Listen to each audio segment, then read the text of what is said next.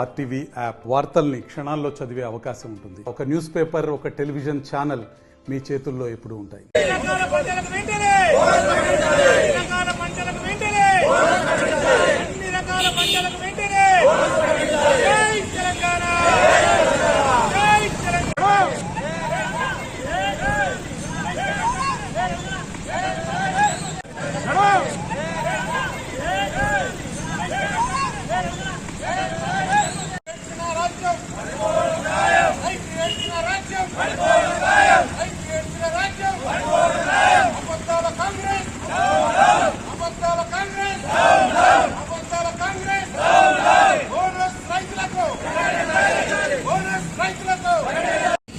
Telangana TRS party తరఫున రైతుల పక్షాన నిలబడి పోరాటం మొదలుపెట్టడం జరిగింది.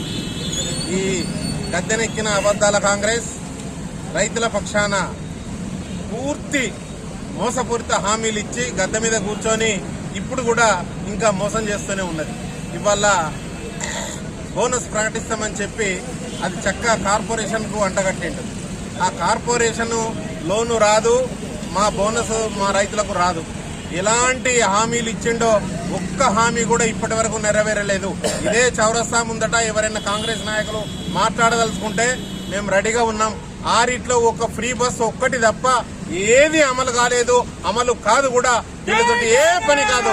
ఒక్కొక్క మహిళకు 2500 ఇస్తామని ఇక్కడున్న మహిళలను అడిగి చూడండి, అక్కడున్న మహిళలు మార్కెట్లో అడిగి చూడండి, ఏ మహిళకు కూడా 2500 రాలేదు.